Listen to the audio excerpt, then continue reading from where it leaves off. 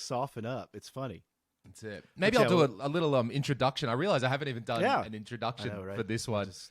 This is my next episode online, the Zezcast, and today I'm talking to Steve from RetroTech, who in my opinion is really the man you want to be talking to about CRTs these days. Are you interested in preserving them? Have you got one? Do you need some info on it? Does it need a little tweak, a repair?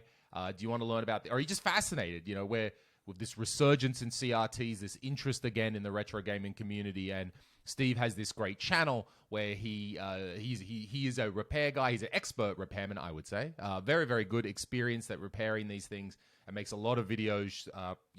Maybe it can help you repair your CRT, and maybe you just want to see the in-depths of how such things are repaired, and it's also fascinating to see that. So, Steve, here we are. We did it. We made it happen. My God, we could talk about everything all day. Yeah, right. I know. Thank you for that incredibly wonderful introduction that I don't think I've deserved that, but I'll let you say it because I would never say that about myself because I'm probably too critical on myself. But when you do something, do you have an idea and you're like, that'll make a video, or do you sort of go like, I don't know, like how's your process for working out whether your ideas are good? Man, the videos. Yeah. Well, I have thousands of ideas. Like that's what I always talk about. Even before I got into RetroTech and I was in just a regular business world, we would go to, we have some friends growing up that have done successful things. And so we'd go to periodic dinners, and I'm the guy sitting there messing around with crap in the garage. And I'd see these people once or twice a year and talk about kind of like what they're up to. And, sorry, I just lost my train of thought completely there. I mean, talking about the friends, I don't know. So, here, I'm a bullshit comedian in Eastern Europe, and two of my friends drive Porsches, and the other one runs, a multi-million-dollar pharmacy, and ideas. See, sorry, I lost. See, I'll come back to this. I'm absent-minded. That's one of my problems right there. So ideas, yeah. So I would always come up with these just harebrained ideas, but I would always laugh at them, and I would just freely tell people my ideas because they would always get a good kick out of it because a lot of them were just ridiculous.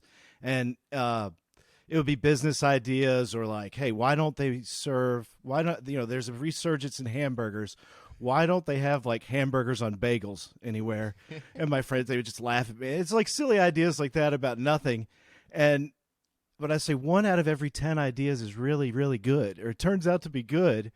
And it would be something that you'd hear about, like an app or something, and it'd be like happen. And I never really knew how to take anything from one step to the other.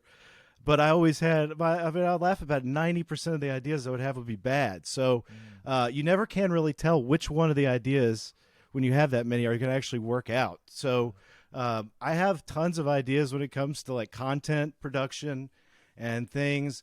And over the last like 6 months, I've kind of let things flow the way that they're going in kind of the shop and everything with that, because I'll be honest, over the last like 6 months, I've had a pretty staggering amount of CRTs come to the shop, and get worked on, and for every video I make, there are 2 more CRTs in here that don't get any attention, besides maybe some Twitter posts, and so it depends a lot. I have to try to schedule it out on which one of the monitors I want to feature, what the reasoning is, how do I want to, now I'm thinking like, how do I want to present it? So it's not only a cool thing, but it's also something that people want to, watch. And I've tried to follow some of the YouTube suggestions on some of these videos, getting to the point, cutting a lot of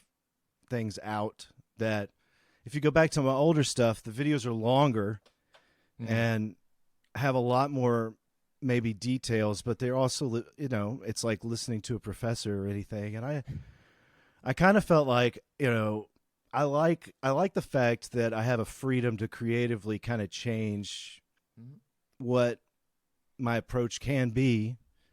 And you get an immediate, reaction on whether it's working or not based on I saw you do that. Your latest attention. The latest one on Cap Kits was more of the old school Steve style, and that's cool. Like you're finding, okay, look, there is a time and a place for that, absolutely. Yeah. And there's a time and a place for zing zing. Here's the nice looking PVM I've restored. Entertainment. Yeah, it's got to be kind of both because you can't just, and that's what I used to do. I used to just make technical stuff over and over and over and over and over again, and I was like, that's really drawn out and. But also, I felt like small things would get lost in it. Where I was like, well, if someone has a specific problem, I just tackled a whole PVM restoration and made a 40-minute video. And what if they just come across the one single problem that is in this video that's important to them? And then how do I say, hey, come watch this 40-minute video because between minute 21 and 24 is exactly what you're looking for. But I was like, that's very difficult. So I was like, if I could get to where there are certain topics that are important, of course, like the Cap Kit stuff is always brought up to me. And it's like, it's such, especially now, I mean, I can't even believe it. The stock stuff, it's insanity that even things like electrolytic capacitors, are harder to get, and you cannot.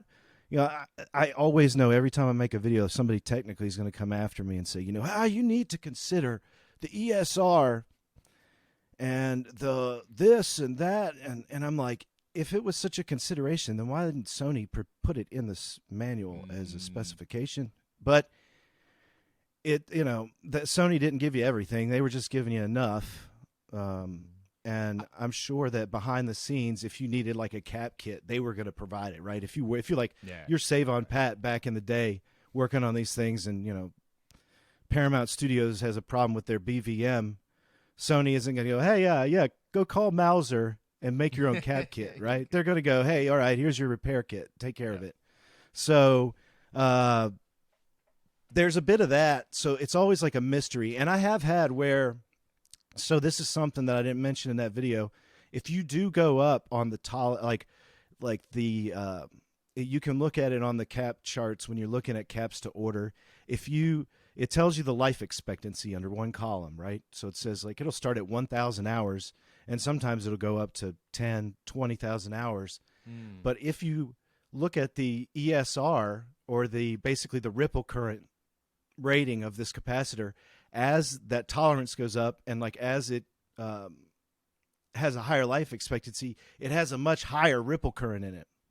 So actually, go back. I was watching that video today. It's not as stable. Ripple current. Can you explain ripple current to us? Well, I'm not really the best person to do that part, unfortunately, because I'm just not like it's a bad. Well, thing? no, it's just like I'm not that smart at it. It's like not as.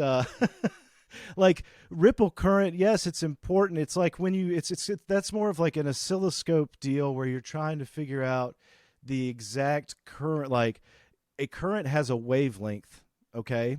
And this goes back to the very first CRTs that were ever made. Were for the oscilloscope back in the 1800s, where you're basically a tube and they pass in a phase beam through it, and then they're using outside magnetism and the environment to stimulate that beam and make it move within the tube. And that's technically the first CRT because they're shooting a cathode ray into the glass.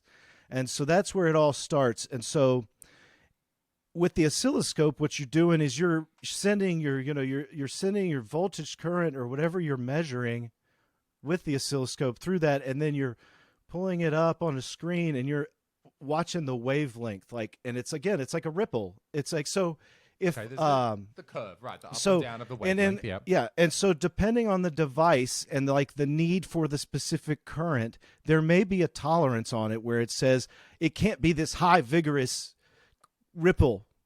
It needs to be a slower ripple, so you need to have that stabilized. So that might be where some instance where you need to be concerned about your ESR, where your ripple current will be or if you like repairing a device and you're seeing all this crazy, you read a test point on it and you're seeing all this crazy ripple, and then you may have too high of an ESR, or more likely the caps are bad if it's an original device. But that's something that, that's happened to me before, because I've bought these. I tried one time with a restoration that I did. I mean, this was years ago. And I was like, oh yeah, I'm going to buy the best. Oh, Nishikan, big beef caps. Yeah. Beef caps. Like, these are like, yeah, the originals I replaced were like this big. These ones are like, beefcake. And they're like 10,000 hours, maybe even higher than that. And I stuck them in there. And the whole upper half of the monitor looked, I mean, the thing was, is this PVM looked good when I started. So I was like, that's my favorite when it looks good and you're just like maintaining it, So, but then I put it in and the whole top half of the screen does this. And I was like, oh, what? And I literally took out those 2 caps that I had changed and it went back to normal. And I was like, oh, okay. So, a lot of these things you're learning on the fly sometimes, but that was an example of like, yeah, you can't just go and be like, oh yeah, I'm going to order the biggest cap there is for my device, and then not, you might have an instance where you run into some trouble. That's why I try to stay around general use, and then I try to stay. When I'm ordering a capacitor, I try to never go over anything that's like 5,000 hours at 105 degrees Celsius. I always try to look for 105 degrees Celsius, and I'll even go down to like 1,000 or 2,000 hours on that. That's fine, but I'm concerned that, it's going to be harder to get 105s, and we're going to have to move to 85s, and then this time next year, that's like, that means we're going to be like a doomer and quicker. gloomer, but that's we're replacing. Well, like I'm like wondering if I'm wondering if like by if at the same pace that I'm doing things and at the continued pace of the world. There's no one seeing. I haven't heard anybody say, "Oh yeah, we got good stock coming in anytime soon for anything," and I've watched that Mauser site go from a thing that would have a lot of things in it, twice as many parts as it does now, stocked. So, it's like, I mean, I think that it does put an emphasis on things to, not wait forever. I found this really killer, old school, like 70s nut. That doesn't sound right. Nut and bolt shelf with like drawers in it that just holds like, it's like 40 shelves. And I went, I mean, it was disgusting in the back of the garage here, my granddad's old tool collection. And I hosed it off, cleaned it up. And now I've filled it with like all my capacitor stock. So now I just pull a drawer open and grab them. And I'm like, now I want to like fill that up, and have like this awesome stock. And then it's just like a briefcase. So I'll be like, Mr. Hey, I've got CRT's repair on the go, so. Yeah, like, what do you want? Got, like hey. the golden case in Pulp Oh yeah, Fiction it's like the old, or like when the doctor, like 1800s. Oh, call the doctor, and he has to bring in his tool kit. That's one of the things I want to be. That's like I've got these ideas I've been working on for years that just haven't come to fruition yet, like the CRT repairman's toolkit, and that would be part of it. Something like that. You have like your specific tools to get you out of 90% of the CRT situations. Oh God. I just want to start from the reason I'm finding like people that I like to watch and talk to them because I want to know more stories. So I want to what were you? So you grew up. Where are you right now? Did you grow up in this area where you're living right now? Yes, actually. Okay, so where is that? we Sorry, could go what's back. the state what's the state or the? I'm in the state of Virginia, which is of course middle of the eastern coast, right on the Atlantic seaboard. And then in the area I am at is called Harrisonburg, and it's the Shenandoah Valley, and it's in the Blue Ridge Mountain area. And so we're kind of, like I said, we're in a valley right next to the Blue Ridge Mountains. And if you drive 15 minutes over those mountains, you'll be in West Virginia. There's a state border there. I'm about 2 hours away from the capital of Richmond, probably 3 hours away from Washington, D.C., maybe a little bit more. Okay. How far are you from Atlanta? I'm just checking. Atlanta. I haven't actually gone to Atlanta from here, and that's kind of I think that's about a 10-hour drive now. Oh, okay. So it's way off. All so right. it's kind of lengthy. Here. So okay. I just moved back here to where I am from, and that's what a lot of people have been following maybe me for a while will notice that things have changed over the last month or two. I just moved from a suburban area outside of Nashville, Tennessee. And so I had lived there. I moved back here to the Harrisonburg area. I was born actually about 2 miles from where I'm sitting in a hospital. My grandmother was the lead nurse for the babies at the hospital, and that's where I was born. And so that is down the street, and that hospital's not around anymore. It's actually been donated. There's a big, huge university here called James Madison University, JMU, and that's been donated to them. So my family on my father's side goes way back in this area, back to like, it's been tracked to, man, it's like Civil War. Like there's real documentations of weddings between family members that's within 50 miles of where I'm living now. And so there's always obviously been some kind of natural draw for me to return to this area. I grew up here. I was, let's see. I mean, the house I'm in originally belonged to my grandparents. My grandfather built it in the early 1960s, and my dad and mother actually lived, no joke, 2 blocks down from this house in a cul-de-sac in a house that he built. And that's where I was grown up as a young child. And then, so every other day I was here hanging out at my grandparents' house with my cousin and my siblings. I have 3 younger siblings, so this is like a big family always over here. So we moved. The reasoning I moved from here originally was when I was about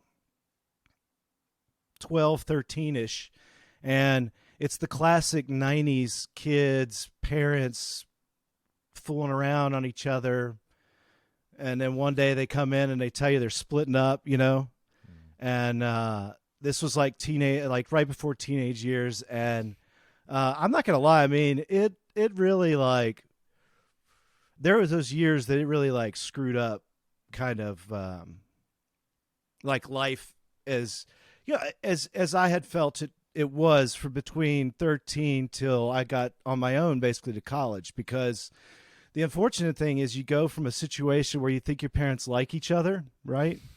And then you could tell they really don't like each other, but then one day they like hate each other, and then they like court orders against each other.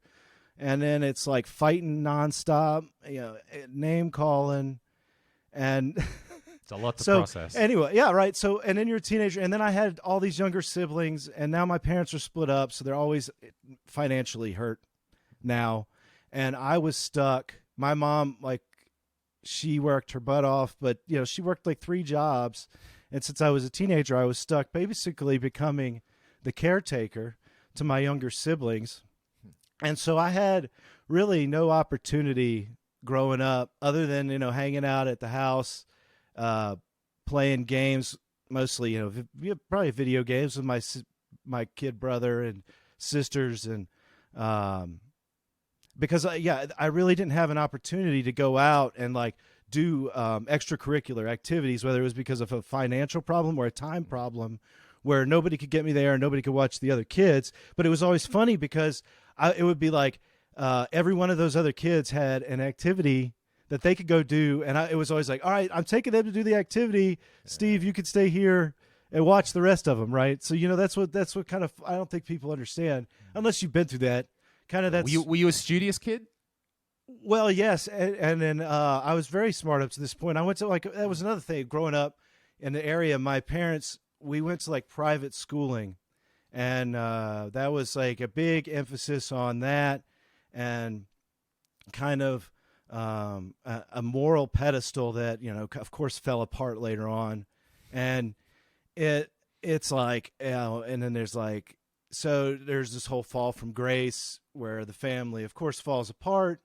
And but anyway, so that happens. It's interesting. No, it's great. Thank you. Thanks for talking about it, man. No. But I mean, if we continue down this pathway, you know, my teenage years and I get to high school, and I just don't know what to really do with myself. I remember being in school, and are you still living around here at this stage, or living somewhere else? No, so yeah, my parents get split up around that age, and that's when I end up in the Tennessee area. Right. As my mom splits, moves down to the area I was in was called Gallatin. Anybody can look that up, Tennessee, and we moved there, and it was split back and forth between here and there, and there's between here and there it is about an 8-hour drive. So that's roughly every time you'd go to have to meet halfway. We were taking this ride the whole time, kids. Wow. So it just takes over time. That's and it was so anyway, the strain of that, I finally got out. And another thing I did early was I remember going around at being 14 and begging businesses to hire me like part-time. And they're like, no, we can't do that. You're too young. I remember McDonald's kicking me out saying, we can't hire a 14-year-old. Like, we love your enthusiasm, kid. We love your enthusiasm, but we can't hire 14-year-olds legally. And I finally got like all these hardship things through the school, and they let me work like 15 hours a week when I was 15 years old.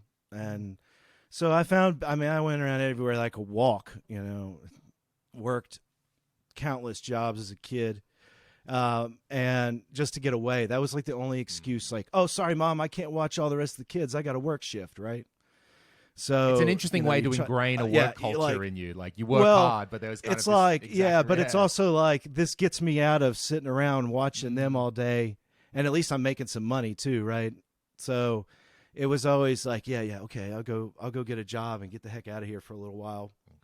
And I'm moving on down the line where it gets to be kind of my last year in high school, and we just, my group of friends in school, we just started like raising hell, serious hell. Like, I could talk about things now because we're beyond the statute of limitations on things, but it's like, it's not respectable activities that I'm proud of. It's like prodigal son moment where I'm going to live with my inheritance and riotous living and sure, and we can understand whorish how you women. There. It's not so you get like pushed. How you might you get like there. Pushed to this point of rebellion. Like, I had a group of friends, and we.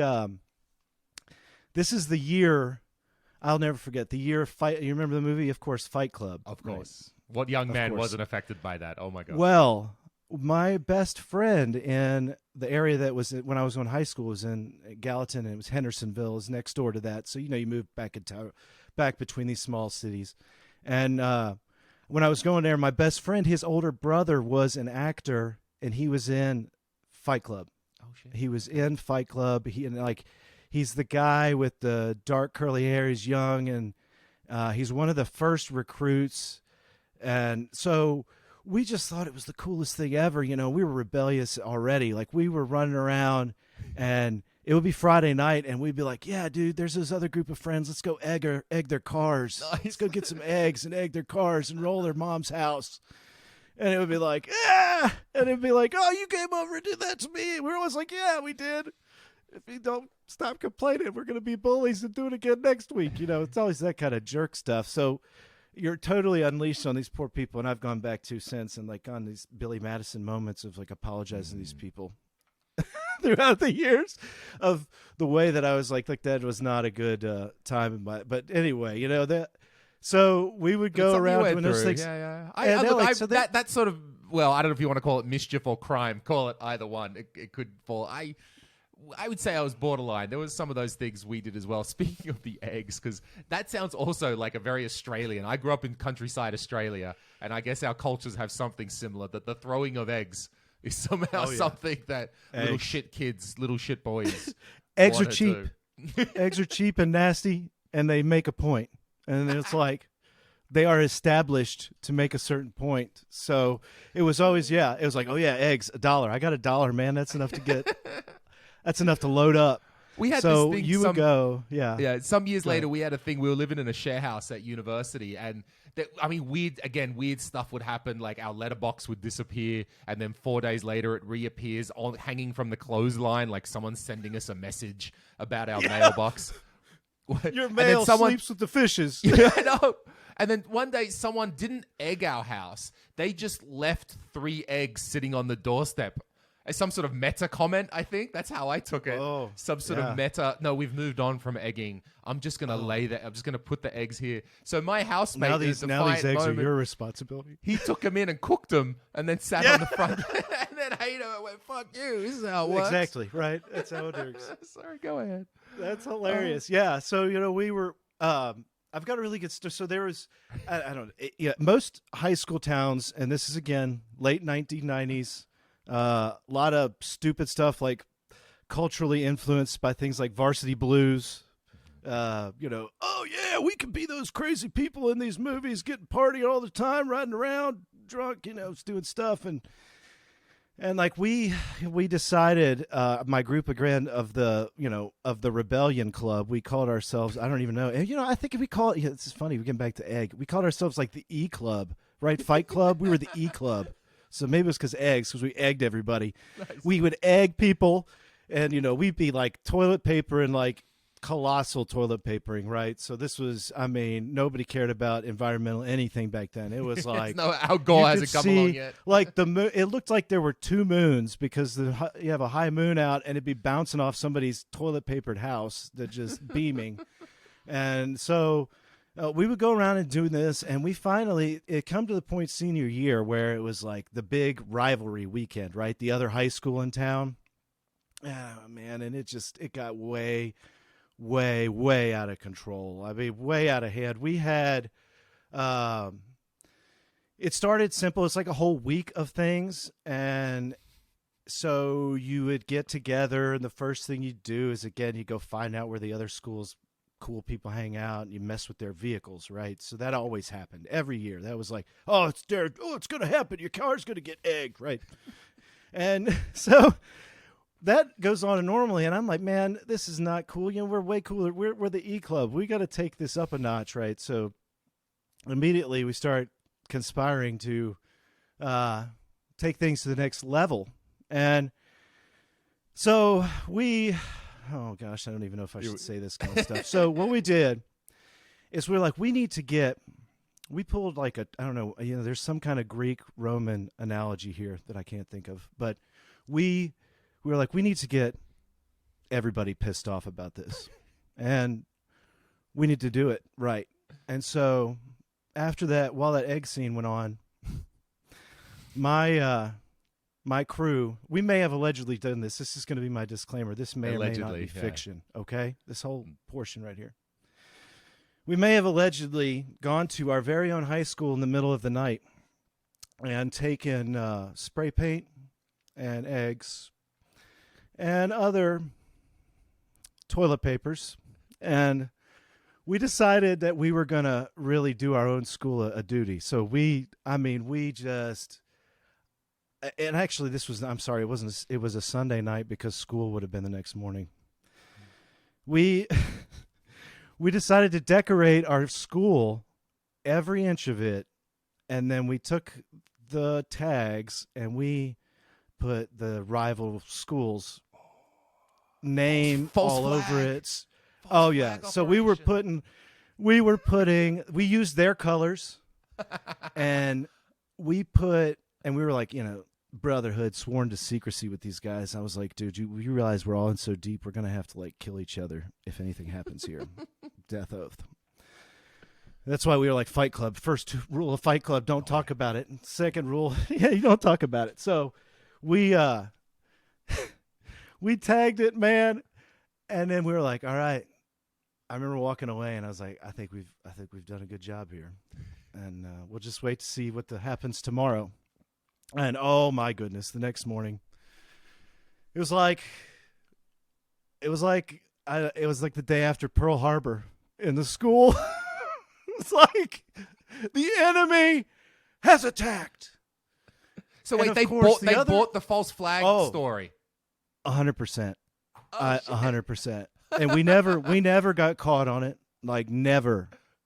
Thank good Lord for that, because we never got busted. It's never. That's unbelievable. Never. And again, that's all fiction. Someone didn't think of that. Like, why would they come and put their own? And, oh my God! And put their name this over turned a it crime. into like the most colossal. And that was Sunday coming into the week for this whole rivalry week. So, I mean, there wasn't anybody who wasn't. You couldn't go up to a single person in school, even like the most corner kid who didn't talk to anybody, and say, "Man, what the heck did you think about what they did to this place this weekend?" "Oh man, I'm ready, school spirit, baby. I'm getting my little ribbon. I got my ribbon. This is like my something pep rally from a ribbon." movie. This Exactly, is a movie right? script. Too many movies influencing us. So again, yeah, so now this is not even the climax of this story. It gets worse. So the next day, I mean, it's like investigations. This is unright. This isn't right. And so I'm like, whoa, man, I talked to the guys. I'm like, hey, they're really fired up now. They're seeing like the opposition, whoa. the other school. No, I mean like the guys that are in the club with me. Oh, right? yeah, The your E-Club guys. Okay. They got away they're with like, something. "Oh, yeah, this more. is awesome. We need to ratchet it up." They're like, "We need to go over there and organize a huge, fist fight." And I'm like, "You guys are nuts. Whoa, calm down. Pump the brakes here." And I'm like, man, and they start talking all kinds of crazy stuff. "We're going to go over there next, and we're going to spray paint their school." And I'm like, whoa, man, that's been played. Don't double dip. Don't double dip that chip. I was like, if you do that again, we're going to be, they'll catch you. They're going to catch us for everything. And I finally got so frustrated. I was like, I'm out. If anybody says anything about me, I'm going to hurt you.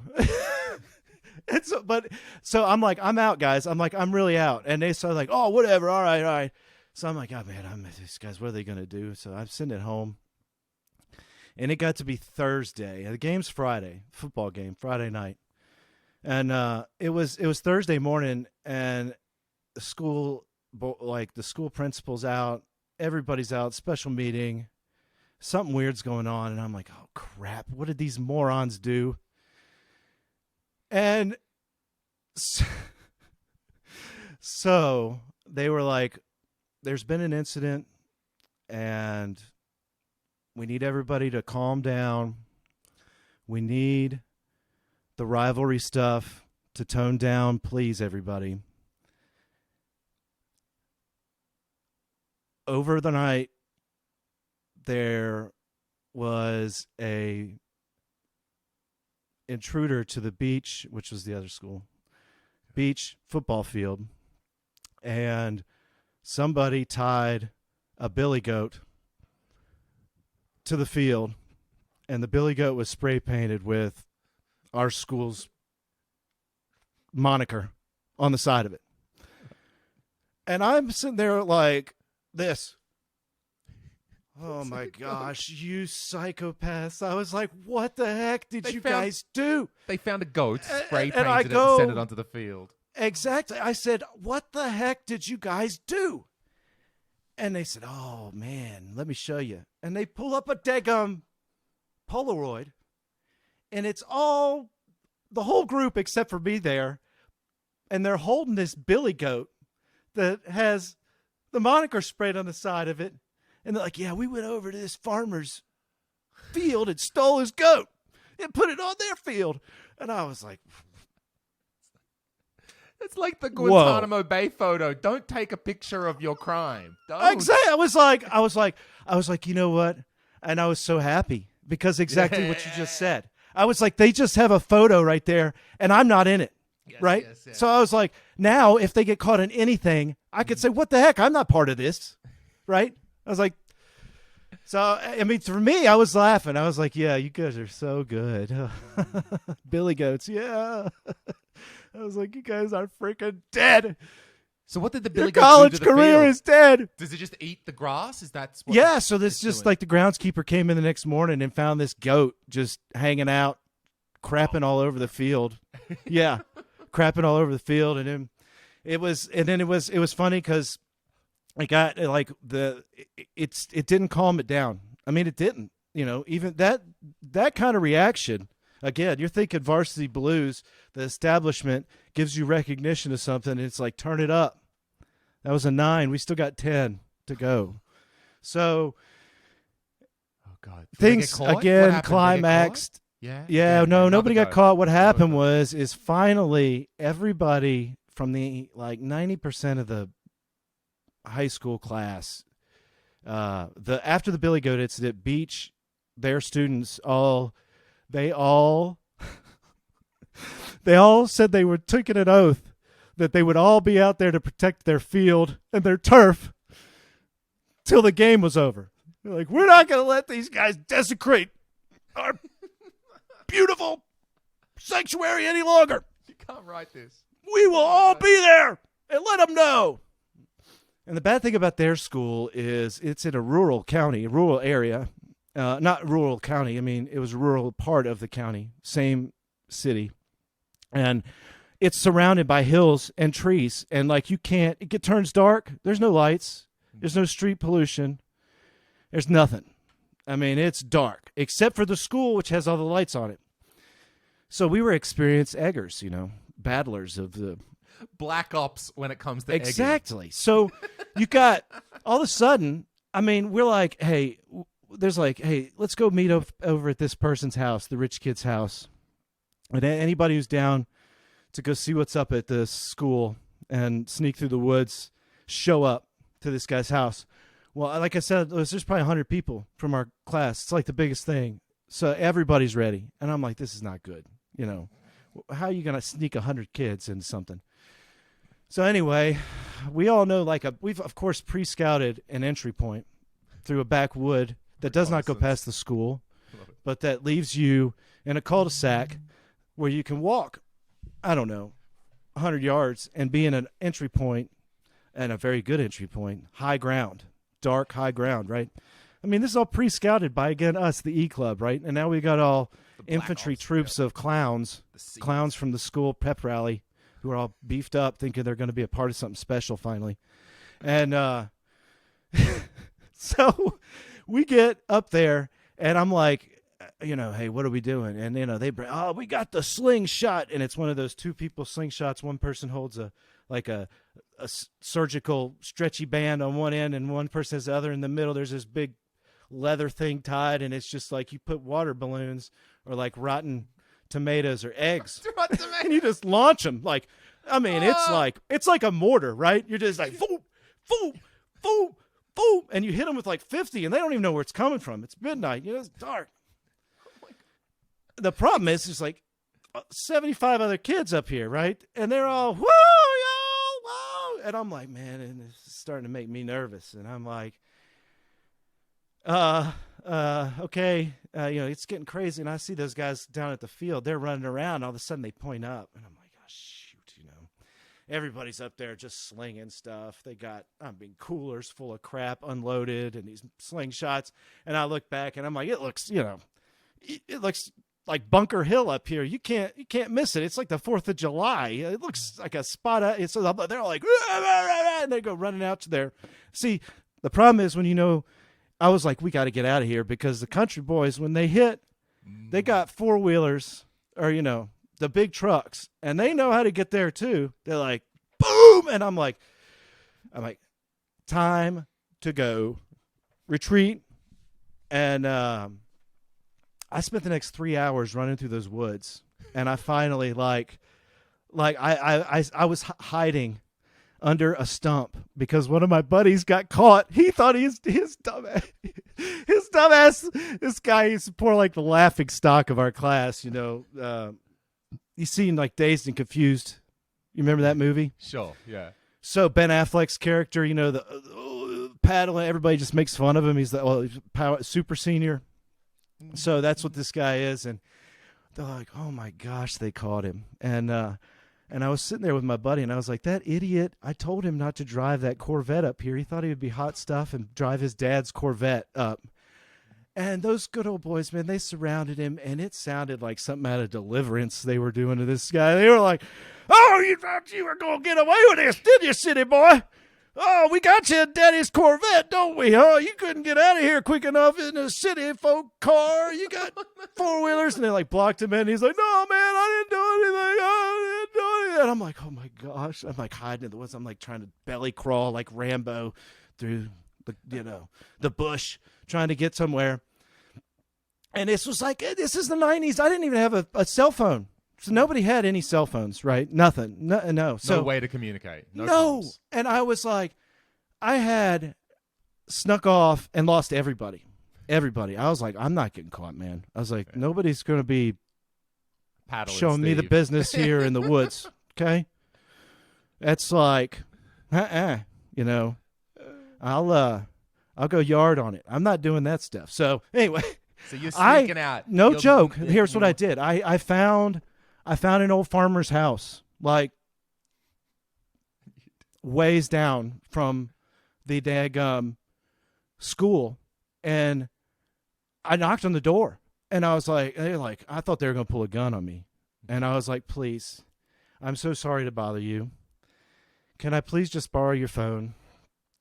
And, this was the time when I literally had one friend that was there that escaped. I know he escaped because I rode in there with him. And I was like, "Get out of here."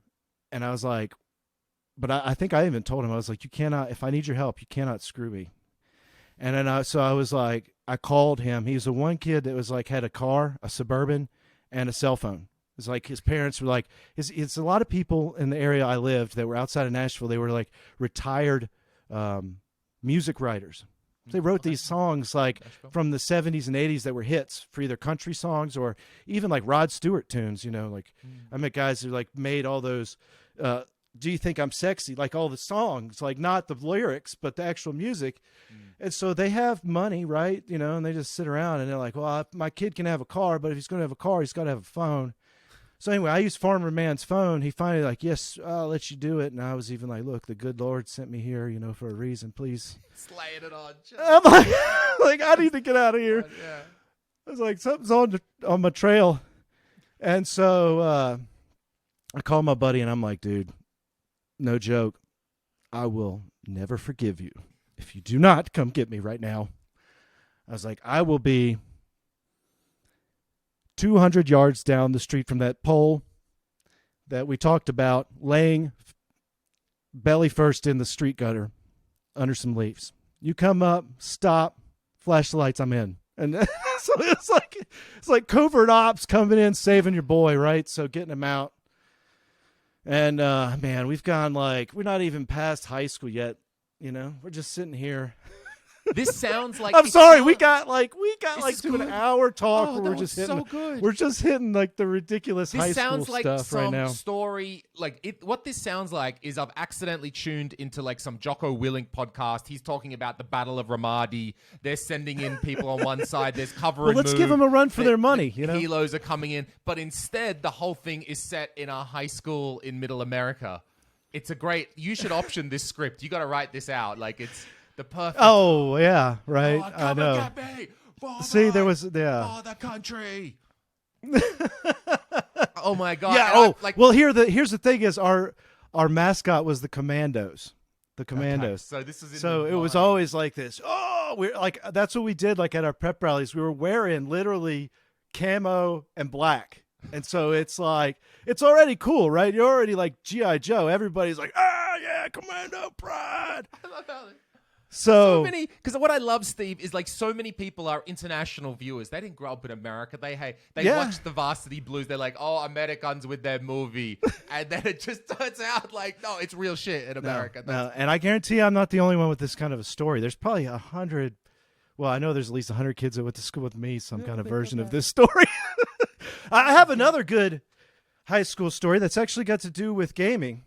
Okay, if you haven't got PTSD, back in these. You're not like, "Oh my God, the war." No. I gotta move on quickly, or we'll get flashbacks, and I will. I might be sucking my thumb by myself back here. Just I might not be able to handle it. So okay, there was another time. The gaming story. Yeah. So there's another time. My friend, being a kid, and maybe some people can relate to this too. Being a kid that grew up from a divorced family, there was nothing like luxurious most of the time. I mean, for my life, there wasn't like it. I could tell it was financially struggle because that means there wasn't like expendable income for anything, right? Not like gaming systems. Like I obviously had from when I was growing up cartridge systems, but this would have been whatever year the PlayStation 2 would have released. Okay. So it was a big deal. 2002, I want to say 2001, was it? No, see, like it was. I think it was like 2000, 99 or 2000, something like that. Because I graduated in 2001. Maybe it was 2001, and it was. I have one friend whose parents are. It makes me sick. Like that, they might have $1 billion now. So, but one friend, and he had. The means, so he was of course like the rich guy friend. It's like, oh, let's go hang out at the rich guy friend's house. He's got all the cool stuff and fun stuff. So we're like, hey, you're gonna get that PlayStation 2, my buddy and I, and he's like, yeah, I'm getting it. And I was like, oh, awesome. Like you can go buy it at midnight, the night it comes out at these certain stores. It's like Best Buy, Walmart, stores like that, Circuit City back in the day, these things. And so the launch is going to be at midnight. And my friend and I, we talked to our parents, and we're like, oh, let us do this. And they were like, oh, okay. So they agreed to let us all go to camp out and get this PlayStation and stay with our friend. It was even a school night, I remember. Ooh. And okay. Yeah, so we were, again, we're high school. Like this is late high school. So we had cars and things, but we went first to Walmart, and I grew up, one of my jobs that I had after 15, I worked at Walmart 2 stints between 15 to 17, and I didn't work there anymore. But the Walmart, we went to it, is open 24/7. This is pre-Supercenter Walmarts, so it's just like the slightly smaller Walmart. There's like, which is still bigger than any store that anyone has in the rest of the world. It's the big. It's just it doesn't have any of the food stuff. No groceries at this time. Okay. No groceries. So that's how smaller it is. So we go in there, and we're just hanging out. And my friend also had to bring his little brother, who was like 14, and so he was kind of a punk because he was hanging around us. And he thought he was cool, He's like, yeah, you guys are cool. And so he's always like a punk to his friends because he knew us. But he got to tag along. He got to tag along. So my good buddy and my 2 buddies, they were in line at the layaway department. And I went up and I asked the lady in layaway, I said, are they selling the PlayStation 2s? And she says, yes. And I said, are they selling it here? Because there's already people, like 5 or 6 of them just lined up there. It's like 8 p.m. we show up. And she said, no, we're not actually selling them here. The manager, he said that he wasn't going to tell anybody where we're actually going to sell them from at midnight. I said, so people are just like assuming it's going to be here at the layaway section? And they said, yeah, they're just kind of hanging around here. And I'm like, okay, thanks for the info. So we're just hanging out. This gets to be an hour goes by, hour and a half. It's like 9:30. I'm just like, man, I'm just bored. This 14-year-old kid is extremely boring and annoying. I can't sit still. Rich kid's youngest brother, right? So it's, he's like, I'm like, I'll take him around. We'll go screw around. It's like almost 10 o'clock. We're walking through, and he's just driving me nuts. And I'm like, hey, you want to have some fun? I'm like, let's go back here to the other side of the store. And then we went back, and it was over by the toy center. And they have phones in Walmart, old school phones all over the place. And people in departments would pick them up and say, paging so-and-so, paging so-and-so, it goes and on hang the up. intercom through the whole So thing, yeah. Thankfully, I had paid attention during my training videos and sessions with my Walmart job time, so I knew how to use their intercom. So I said, hang on here. I was like, go check around, make sure nobody's watching. And we checked the aisles. There's nobody around. I click on the intercom, and I say, "Attention, Walmart shoppers. I'd like to announce that we are selling the brand new PlayStation 2 video game console. All sales will be happening in the sporting goods section of the store.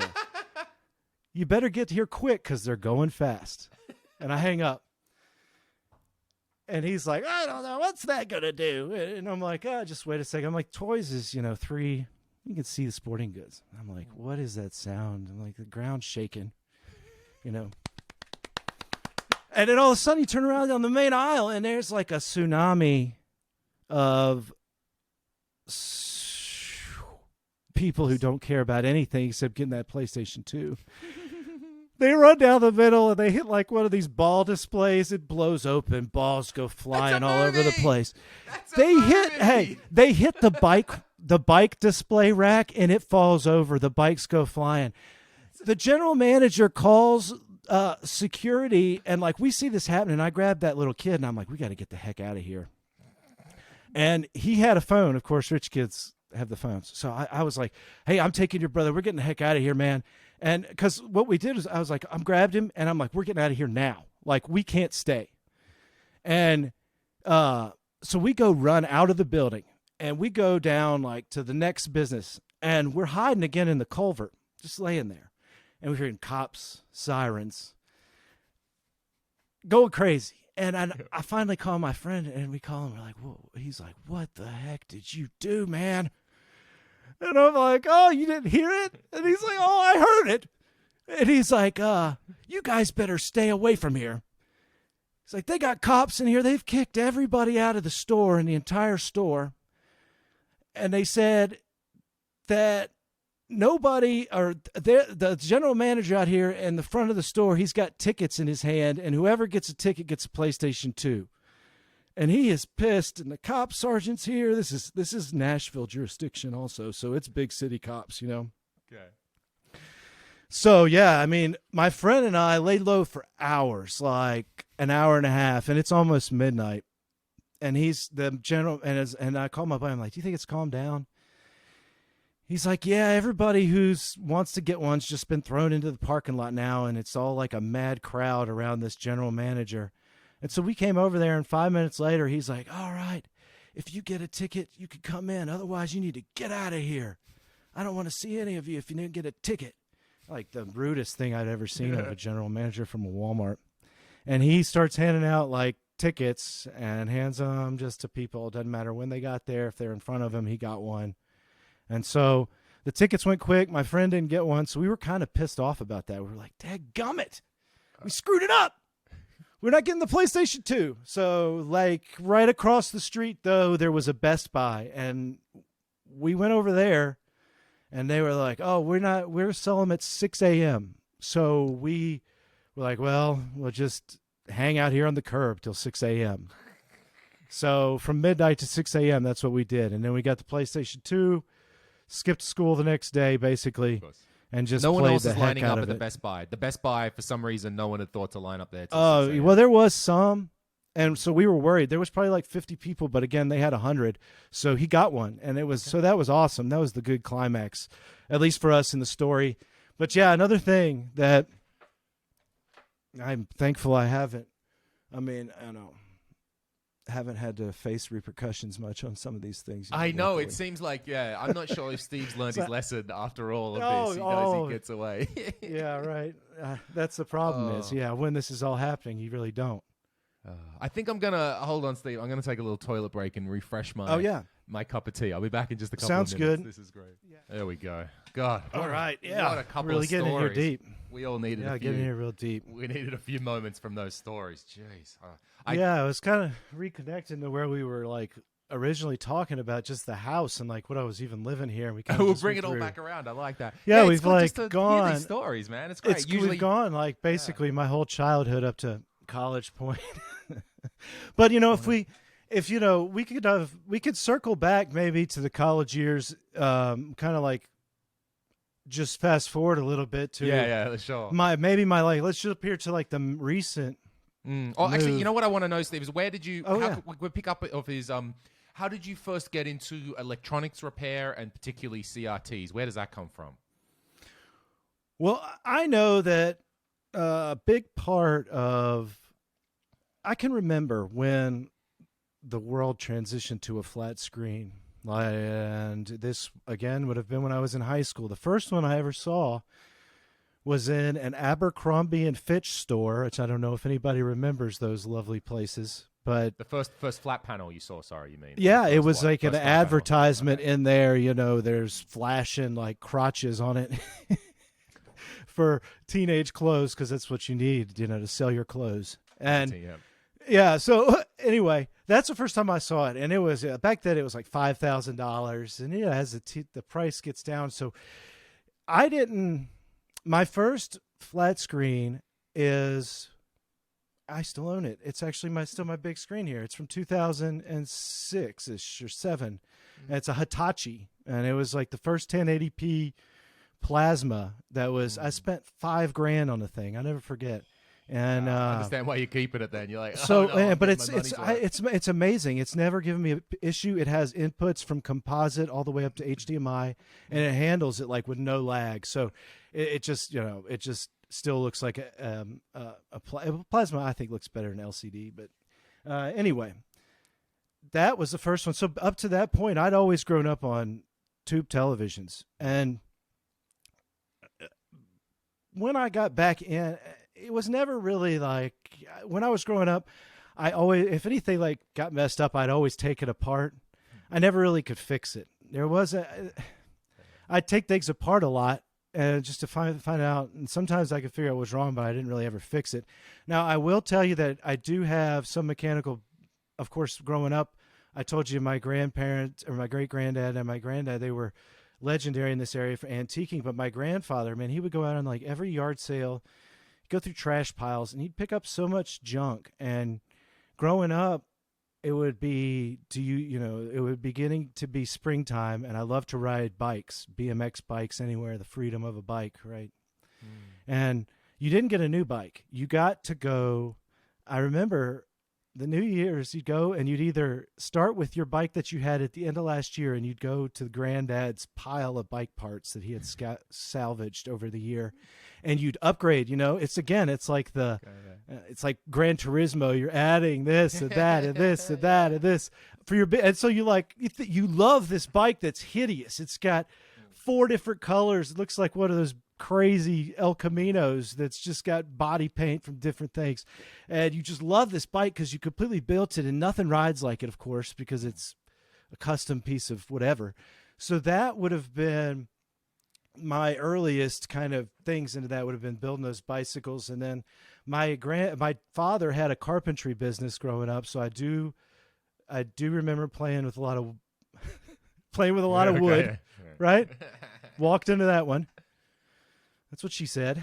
Hey. And so, it wasn't really electronics. I didn't get much electronics experience till I took my first real job outside of college. And that was with a monstrous company called BASF Chemicals. And I specifically worked in their division specified for concrete. So that was I went to school and got an engineering specialized education and degree in concrete specifically. This is what this school was about.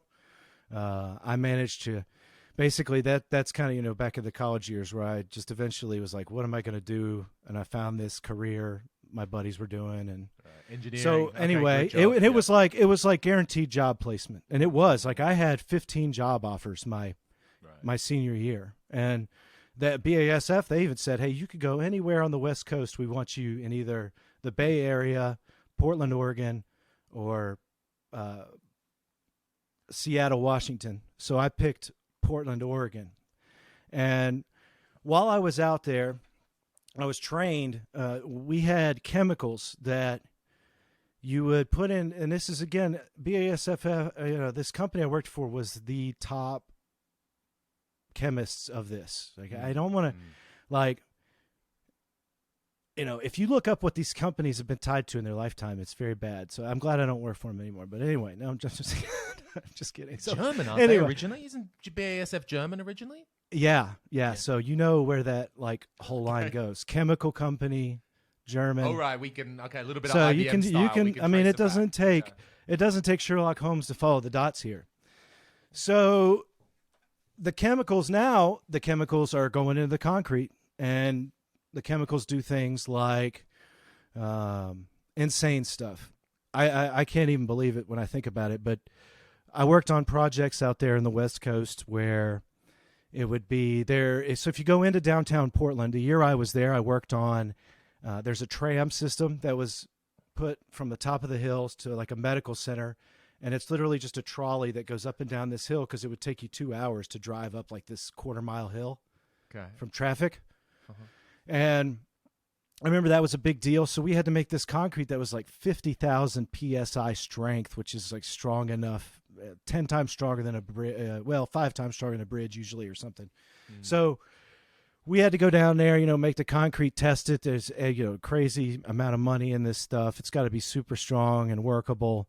And then another job would have been a pretty interesting one would have been, we went to the Columbia River Gorge, which is a huge river that cuts between the states of Washington and Oregon. I mean, gigantic on the West Coast.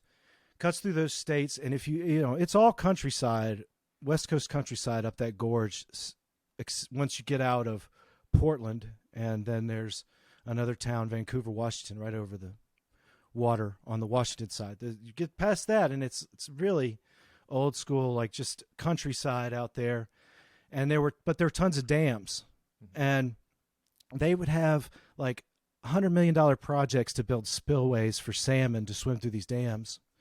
And so I'll never forget the craziest job I went on was one that we had to make concrete that was able to be pumped through a tube. And there was a guy in the old school diving outfit with the helmet, metal helmet, tube in him. He had to sit down there for 8-hour shifts in like 50 feet of water and pour concrete through this tube, and then it would go into these forms in the river. It would go into the forms, and we would make it so that the concrete didn't just wash out. We had some kind of magical chemical that would hold it all together and let it get hard underwater. I don't understand it either, but it was, and that job went on for like years. I mean, they had whole plants of concrete and like 60 people working every day out there doing that stuff. It was the most unreal thing, and it was all for these fish. And it's just, I mean, so it was cool, but again, it's just crazy. I'd never seen anything like some of those jobs out there, but I didn't last out there very long. I eventually moved back, but while I was out there, part of the thing is you had to build the machinery and service it that dosed your chemicals. So you're like, I'm going to make concrete, and I'm going to sell it to my town. And you get one guy, he wants a sidewalk. This guy wants a pool. This guy wants a bridge. All those are going to take, concrete is like a recipe. It's like baking a cake, kind of. Okay. Different sorts of concrete. Exactly. It's different proportioned, and there's actual mixed designs, just like if you're baking cookies and mixing them to go put in the oven. It's the same thing with concrete. It's like cement, aggregate, water, and then the admixture chemicals to do things, to make durability, to make it easy to move, make it stronger. And you get calls like that. And so when somebody goes there and they got a recipe system in their computer with like 800 recipes, and it calls for different amounts, of this chemical, depending on what it's supposed to do. So you had to build these electrical and fluid machines so that the customer could pull up their batch. Our machine would automatically dose the chemical and shoot it in the mix just like any other raw material. So that's how I originally learned electronics and building things, and just using, the first time I ever used a multimeter would have been with that system. And, you'd have to go get troubleshoot craziest things. You go into a concrete plant, you feel like you're going to walk into a war zone, and you're literally like the scariest, most unsafe situations in the world, in the middle of nowhere. One time I worked on a machine, and I it was over top of like a 20-foot drop, and the area looked like it hadn't been walked on in years, like wood, rotten wood. And they're like, go stand over there. And I step in it and it breaks. And then they just, like, the good old boys, they just laugh. Like, you see your new boy almost fell through.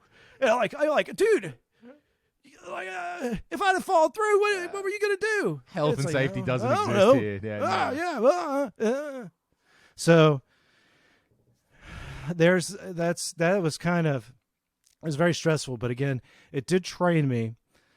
You know, it was, again, that it required an entire almost electronics, mini course. Right. And I didn't work with it again for a very long time. I got out of that job, went back to work in management in Tennessee. Again, I got offered a position. Okay. Mm-hmm. 2 years later. So it was not meshing well with them. I didn't know anything. I was so green. I didn't know anything about office politics. And with a company that large, you could literally do. Yeah. You could do no. This is like the chemical job. Oh, there were This is 100,000 employees. So there's so much political stuff going on, backstabbing. It's like Game of Thrones. It's stupid. It just literally, and I would watch people, and I've learned this. Hindsight's always 20/20, and I was just naive and deer in the headlights. Didn't really know what I was doing. Because in hindsight, I could have played the cards, and I had enough cards in my hand. I just didn't play them, Like I knew things to say, to play the political game, but instead I just said, I don't know, nothing. It's like, what's wrong with your... But because you're an engineer. You're coming from an engineering perspective. And it's... And you're not... Yeah, and you're not suspecting... again, there's no college course that I'm aware of, that at least in my school, it was like office politics. And they probably should have been, right? You got so-and-so over here who hates you just because you showed up and took a job they wanted for 10 years or something. Okay. So, and it's like, and not only that, but they're going to like undermine you and make you look bad. And so anyway, it was all blessing in disguise, but that's how I got that training. I eventually took the job back in Tennessee, and this was right around that time when the first banking crisis was happening back in 2008, 9, 10. So from those year points, I was working in a plant that produced concrete structures that would be sent out into the field, all kinds of things like mostly electrical giant conduit boxes, bridge pieces, anything that you would see like on the back of a truck that was driven somewhere that's concrete. That was like pipes, stuff like that. So that's where I worked, and I was in a management position there, and we had like 200 employees when I started.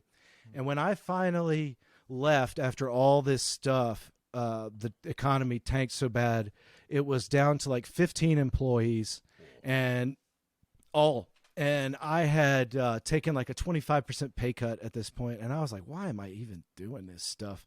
Working your butt off twice. I was doing like manual labor stuff that, I don't have a problem with it. But again, it was like, why are they sending the management guy to do the job that like a guy they would hire to do concrete finishing, who was better than me? Most of those guys are better than me at that because that's what they do. But anyway, that finally got to the point where that all fell apart, and I left the concrete industry behind after that. I got started in that insurance business. Oh, yeah. And I worked for a big single company that I got a contract with, and I had a contract with them for nearly 10 years to provide insurance. And so I had my own insurance business for almost a decade. Jesus, from 2000, something like 2009 or something like this, was it? Basically till last year. I stopped in 2020. You were still doing that on the side or part-time or something like that? That was my main time thing when I started doing all the CRT stuff. So later on, so I start this business. A couple of years in, my wife and I, we have our first child, my son, and he gets to be about 4 years old. He's 10 now. I just turned 10 in June. So he is 6 years ago, 5.5 years ago. He's wanting to play. I'm thinking, maybe he wants to start playing some video games. I don't really have anything anymore. Like I had, so what happened when, I didn't mention this, but one of the years that I was in college, when my sophomore year, I had I had lived off campus, and the house was a wreck. Like, it was, nobody went, half the people didn't go to school. So after the first semester, of course, everybody besides me would dropped out because they just couldn't handle it. So we had to leave the house. So I remember I was like the last one there doing finals and in the house, and I had moved all my stuff back to my house in Tennessee, or my mom's house. And then I got a call like a day later where the house had caught on fire. And so not only all my stuff from like my childhood, but everything that I had from college, I just moved it back like 2 days before that. It all was gone. Everything. Oh, thankfully, everybody was fine. But my house, it was a 3-story condo, and you could go on the top floor and see all the way down to the to the foundation. So like that happened. And so that's like one of the reasons I didn't have any, you might say, well, why don't you have any collection of things from when you were a kid? I didn't ever have it because that fire took everything that I had saved that I would have been from like a kid, any kind of gaming stuff, everything. So anything would have had to have been after that point would have been stuff I bought. And then I did probably have some stuff, but I might have sold it, so I think I probably had a GameCube still. And I was like, I really like to get back into N64, and I'll play it with my son. And then, so of course, that was the first thing I did. This was 2015-ish, and so I throw the N64 on my flat screen, and I'm like, this looks like smeared turd mess, right? I'm like, this, and that's on a good plasma that can handle it, no lag. It just looks like crap. I'm like, you've just plugged a composite into the plasma. Yeah, right? yeah, okay, yeah. And so I get S video, and I'm like, yeah, it's slightly better, but there's got to be better. So like I scouring the internet for anything, and I find Bob's page on Retro RGB, 2 pages about CRTs and RGB monitors, and I probably read that page 2,000 times. And then, he tags the Phone Dork videos in there, which are just awesome. So I just sit there and I was like, oh man, this is like early days. It's like prehistory CRT subculture, I guess. So I watched those things. I'm like, man, this looks awesome. Why does this? I don't want to look at this dog turd of a mess on my flat screen, with my N64. I don't even want to play it. So I started to like get into the RGB with that. I didn't even mod it. I bought a modded console off eBay, which was just junk. You could have like used it as one of those Voltar videos about, and it's like Crayola King, and that guy, I don't know if he's still around, but yeah, he used to make some stuff on there and sell it. It was terrible. Oh, it would show up and it'd smell. Yeah, but it would show up and it would smell like cat mess because he had a cat and it would like pee all over his packing materials or something. I don't know. I love cats. I love dogs. I just, it's just, shit, right? It's like guy, he didn't have, you could tell when you open the box, it's just like, this is a joke. But so you got this weird modded N64. Yeah, so you buy that, and then you get that crappy, I'll never forget, I got that crappy scaler, that HDMI, SCART to HDMI sharp We've all box. been through that, yeah. We've all tried that. Yeah, because you're like, well, $30. Yeah, okay. I got to see if it's trash on my own, right? For that price, I'll do it. So I got into that, and I was like, I've got to find one of these beefy CRTs that he's talking about. And I'm like, and I didn't know anything about him either. I'm like, I got the RGB. I'm like, there's got to be something that looks better than this. And so I'm reading about these RGB monitors, see Phone Dork with these RGB monitor videos, and I'm like, I got to get one of these. So I get on eBay, and I'm starting to look, and I find this guy who's just slinging 20-inch BVMs, and it's like, it's making my head roll. There's so many of them on there. It's just, and it's like a recycling guy who's got a bunch of them. And I know nothing about it. So I'm watching them, and I'm like, I grab one, and I put like a $300 bid on this shipped 20-inch BVM. And I just see a picture of the back, and it's got 4 connections in it. I'm like, oh, yeah, this is going to be a good one. I get it. And it's that darn A20. This is 2015, 16. It's that BVM A series 20-inch. Mm-hmm. And I'm like, well, this has got an HD signal. So I'm like, oh my goodness. And I researched this 68X, and even back then it was hard to find. And there one actually came available and it sold for like $700. And I was like, I'm not paying twice as much for that as I did. And then I never saw another one come up for like less than $1,500 after that. Never. Mm-hmm. But anyway, it's this A monitor. So I'm like, oh, this thing's, I don't want to get a sour taste in my mouth, but I literally just bought a paperweight for myself. Because you don't have the card, right? Yeah. Okay, right. That's and the so, point. Yeah. So I'm scouring the internet. I find the card that lets you do S-video and composite. So I put that in there, and I'm like, all right, I've got the fanciest S-video composite monitor on the planet. And so I'm like, whatever, I'll live with it. And I literally put the darn thing like in the corner of my garage. And I was like, oh, I just don't like it. I just don't like that I can't use RGB. And that's the whole point of it. So I finally got on, and I was watching on eBay, and this was, nobody knew about these things. And I got for like $160 shipped. I had won a government auction. Government supplier had put these APVM on website, and it was shipping from Ohio. So I got it, and I was like, yes, it shipped. It showed up fine. And it was tagged. It had metal seals on it for NASA, and like inventory metal government tags all over for NASA. And I found out it was a playback monitor that NASA had used at some point from like a Texas facility that had gotten recycled and up here. And it was practically new. And I mean, it was amazing. So I was like, oh, this is it. I love this thing. So I just parked that BVM and then used this PVM. It was a 1954Q. And I learned all the ropes on this thing. It took me months to finally get the courage to even figure out how to get into the service menu. Because at the time, there's just nothing, no documentation of this stuff. So you don't know whether you're going to do something to screw something up. And so slowly I'm learning on that one. And I'm also tuning, tweaking, cleaning this A-series out. And I'm like, I'm getting rid of this. I'm going to sell it because I can't find that card. And I put it on eBay, and I found a documentary a documentary production facility in Brooklyn. And they were like, we still want that for HDSDI and for the color on the BVM. And so they bought it for me for twice what I paid for it. And I was like, well, good. Yes. Awesome. And so then I left that off, and then, so I did that, and then I just kept tweaking, my 1954Q, learning on it, and just like, yeah, this thing's really cool. And then I'm still at the same time looking every local thing, looking at them online, following more and more and more and more and more, and just trying to see if I could find any more. So one day I'm on eBay just searching for Sony PVMs for sale, and one of them came available, listed in Nashville.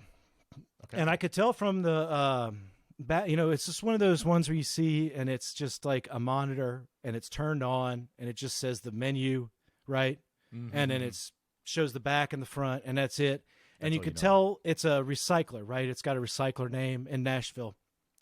So it's listed for like $200. I'm like, I'm local. I got $100. I'll offer him $100. And so I put $100 offer, and I say, hey, I'm local. I can come get this tomorrow if you want. And here's my offer. And immediately accepted it. So I was like, awesome, awesome. So I go the next day to this recycling place, and I meet this great guy, and he's named Anthony, and he's like, hey, yeah, come on in here. And he takes me into his warehouse, and it's mostly TV and medical equipment, right? Bread and butter. Love it, right? So it's all commercial stuff. It's all commercial grade. And he's like, yeah, so I get paid to go around the country, and I take all this stuff. They pay me to take it out of their systems, and they bring in an entire new system in a hospital or into your local news editing room. They'll be like, oh, we're upgrading the whole room, right? It's budget stuff. It's like, we pass a budget, we're changing everything. We're not keeping some of it, Mm-hmm. So he gets called, and that's what he does. And then he brings it back, and then he tries to sell it on eBay.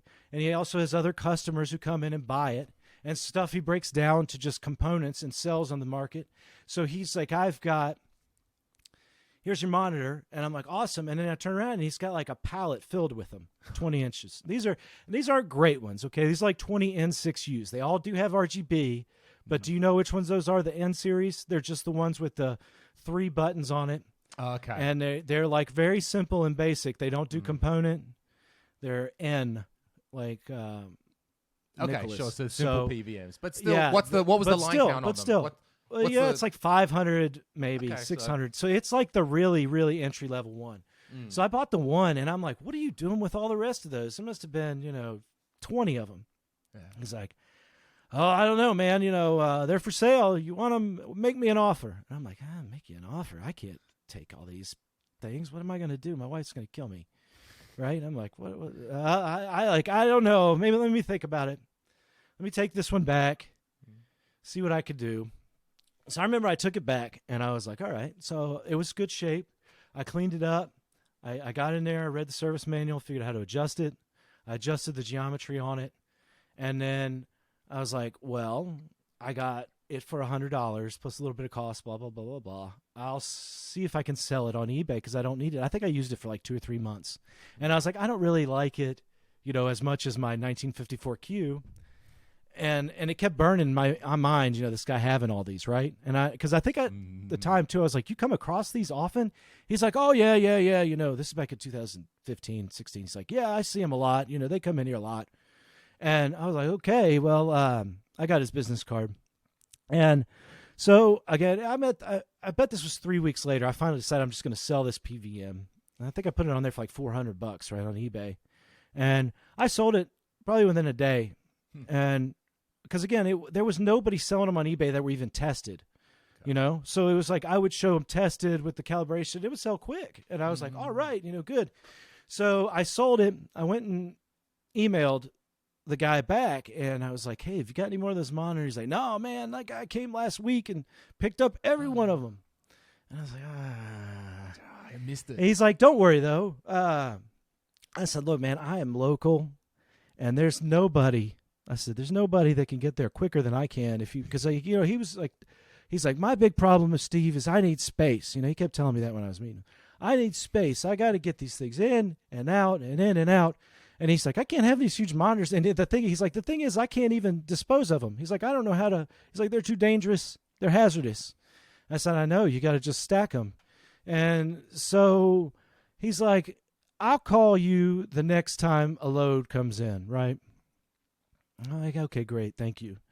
So it's probably, it's one of those things where you just like, oh, that might happen, and you forget about it. 4 months later, you get an email, and it's like, Steve, I got some of those Sony monitors you were looking for, and it's like pictures, again, of a warehouse, and it'll be just like 4 20-inch PVMs, and you're like, awesome, can I come by tomorrow? Absolutely.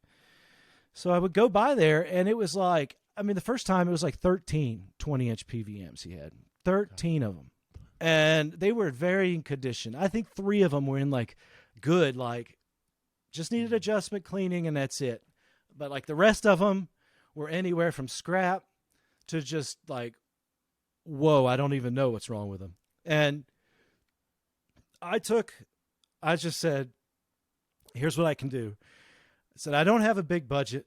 I said, I can help you though. I said, I can just come and I'll take these. Anytime you get load, I'll take them. I'll take them back with me and I'll check them all out. I'll get them out of here quick. I'll check them all out and I'll email you back and give you my offer on what I can give them, what I can offer you for them. And so he's like, yeah, you know what? That'll work. That'll actually work good. And so for years, that's what I would do. I would go in there and he would just email me randomly once, or it used to be like, the first time it'd be like twice a year. And then now it's like once every 18 months, right? Because it's just, they just don't come in. And I showed the video of the last time I went there. And it's huge now. Like he's got a new facility.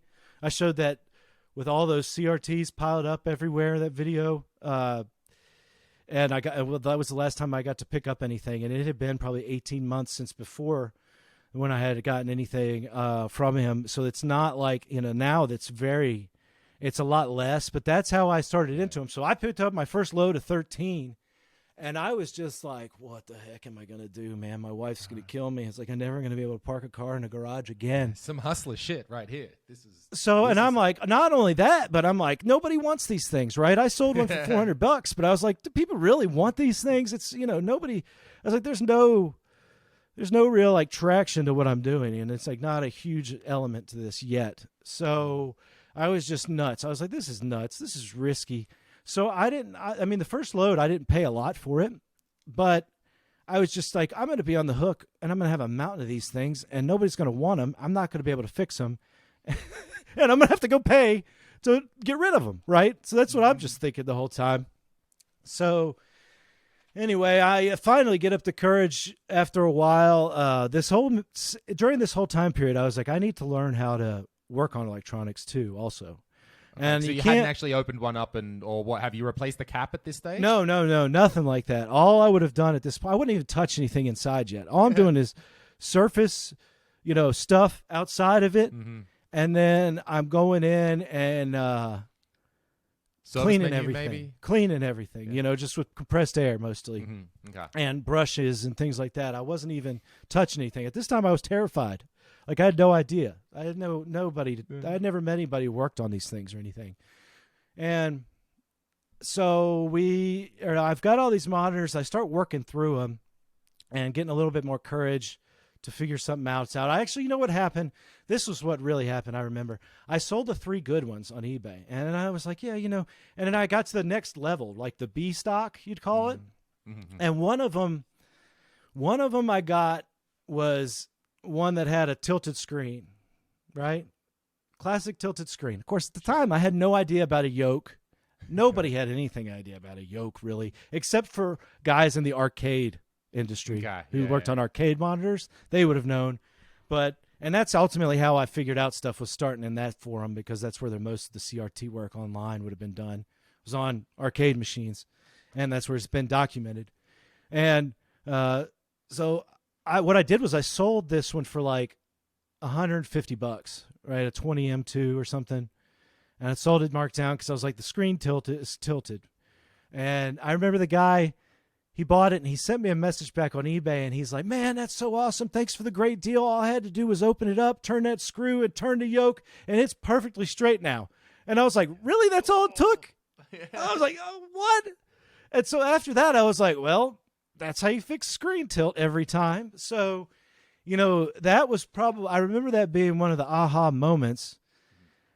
And of course, up to this point, sometimes you just be lazy and kind of avoid doing the homework, which is the service manual study. There's always been out there. So there's a ton of things you can learn from that if you can muster through what you need to, know to get it going. And then, of course, ignore the other stuff that you're not really going to mess with probably ever. Because there's a lot of stuff in there that's very complex that you have to have specific tools for that most people don't. So there is a lot of things that tells you how to fix certain other things. So that's what I started doing. I started studying those manuals. I would start fixing them up, cleaning them up, and then I'd start selling them on the rest of that load on eBay. And that's how I got ultimately connected with my first museum, which was the Philadelphia Museum of Art. And so I've worked with, I've provided monitors for many projects for them, for big time artists. And then they're the first ones that I got a commercial deal with. Then that was from right at that time. I was also there were some social media communities coming around, right? So you had the original CRT collective, which was there on Facebook. Oh, yeah, okay. And I got kicked out of that real fast. I don't know what I even did. I just woke up one day and I wasn't allowed to be in there anymore. It's just so funny. So I wasn't even sure what I did in that one, but I got booted out and I wasn't even making any content. But what I was doing during this time period to get myself familiar with how to work on the component side was I was buying equipment and practicing on Atari 2600s. No shit. Because you could get tons of them for like $5 non-working, and they are all need repair most of the time or something you can work on. They're big boards. They're nice and easy to work on. Yeah. And yeah, I worked probably through 60 of them just to figure out. I would go through, repair them, do composite video mods to them. Yeah. And then I would sell them on eBay for a little bit of profit. But I would put like pictures of my mod work inside. There's still people that probably watch this who have some of my old Ataris. I bet you from like 5 or 6 years ago, I still get messages where people are like, "Hey, I still got that Atari. It's awesome." So I did that for a while. I would advertise. Maybe that's what got me in trouble. I probably advertised it on Facebook or something, and maybe. Or they tagged me out. Yeah, they get uppity about that. So there was a group I was pretty much early in that was about just the monitors, and it's that group that's on Facebook, the Professional CRT Monitor Group, and I got in there early, and I was just at that time is when I was working through those PVMs that I had and the training myself with the Ataris, and then I'd move on to Nintendos, and I did every kind of mod there was for a console and repair just to train myself. And this time period, and working on the CRTs at the same time just to learn it. And so I would be posting my work on the social media, just pictures and things, and I would get, and then you'd get somebody who'd get a question, and you'd answer a question about something. Again, it'd be like a yoke, like, why is my screen tilted? Well, the yoke's, and I said, well, I found this out. The yoke does this. You just do this to fix it. And it'd be like 2 weeks later, same question. 2 weeks later, same question. 2 weeks later, same question. Like, so I was like, I'm just going to make some videos of me working on these things. And that's what I did is I started making some videos of me they're just like me and my old phone and like a $10 tripod, just like awkwardly talking my way through 2030 monitors and other PVM CRTs and talking about how to adjust them. And I was really like blown away with how many people, like I made a couple videos and like right away people were watching them. Like it would be like over 100 views the first day for just, I was like, what, and I knew there was nothing out there, but I was like, it's nuts to think that you could build a channel just around CRT stuff pretty much. I was like, that's just crazy. It's not going to be. And then I was like, hopefully, because early on I used to do different things. Like I've got a bunch of comic books. I used to do like comic book stuff. And so I was really just feeling things out here on YouTube, trying to get my feet wet and like learn how to make videos. But the things that would just get tons of views on these CRT stuff. So I would just go through and try to make short things. And then I had like, all right, I'm going to pump out, 20 videos right away. So that when people show up my channel, they'll at least see that there's some content here. Mm-hmm.